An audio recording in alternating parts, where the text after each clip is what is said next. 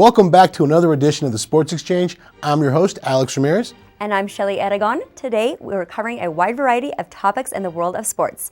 NFL, boxing, college football, Friday Night Lights, and much more. Great, let's get started, Shelly.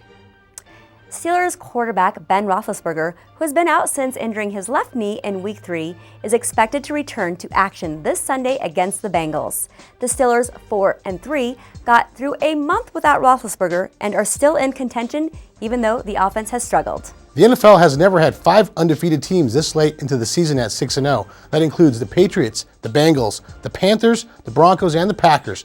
Now, the Broncos and the Packers play each other this weekend, so look for that list to decrease to at least 4 undefeated teams as they face off.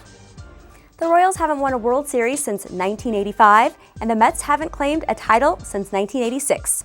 One of those droughts will end this season as NL East champion New York Mets get set to square off against AL Central champion Kansas City in the Fall Classic.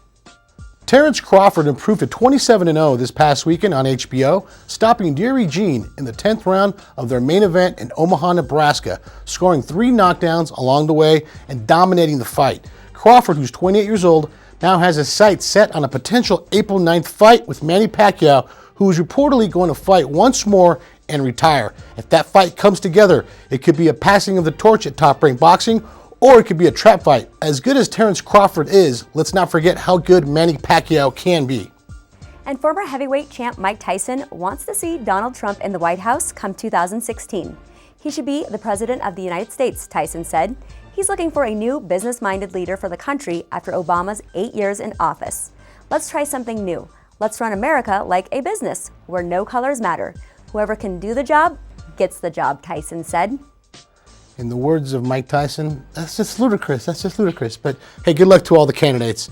Our high school game of the week featured the number 2 team in the state, Cherry Creek Bruins, versus the number 3 team, Valor Eagles, which was a rematch from last year's 5A state championship game. Let's take a look.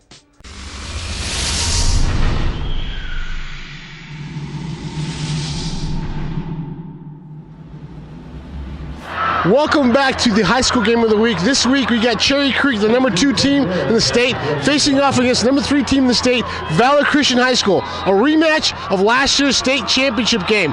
Let's take a look. It was homecoming weekend for the Valor Christian Eagles. The players, the fans were ready. To the highlights. Late in the third quarter, senior running back Tanner Tadder met Reed Weber with a vicious hit coming across the field.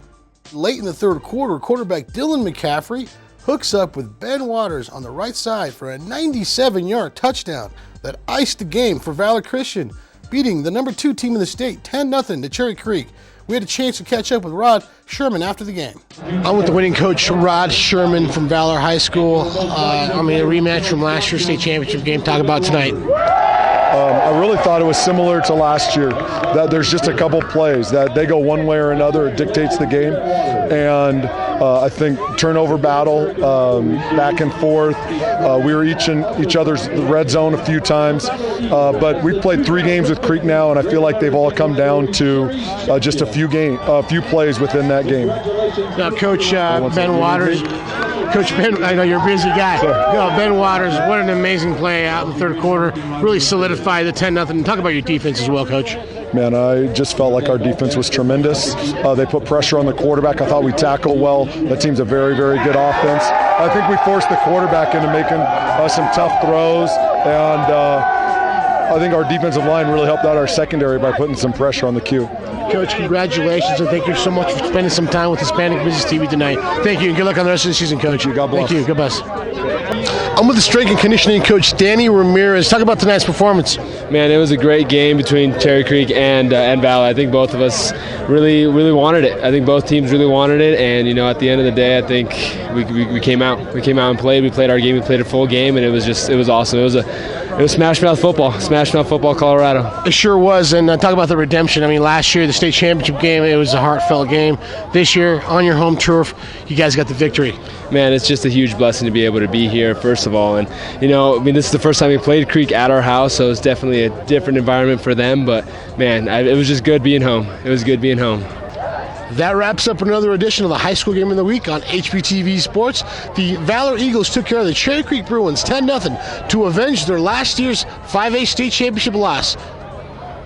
And finally, from all of us at HBTV Sports, we want to congratulate Coach Mike McIntyre and the Colorado Buffaloes football team, who broke a 14-game losing streak on the road in the Pac-12 by beating the Oregon State Beavers this past weekend, 17-13.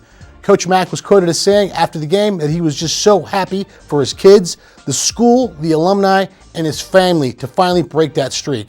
I think they could really build some confidence and momentum with this victory. It could be a turning point to their season. And up next for the Buffs is a date with the Bruins on Halloween night. Good luck to the Buffs. That wraps up another edition of the Sports Exchange. I'm Alex Ramirez. And I'm Shelly Aragon. We will see you next week.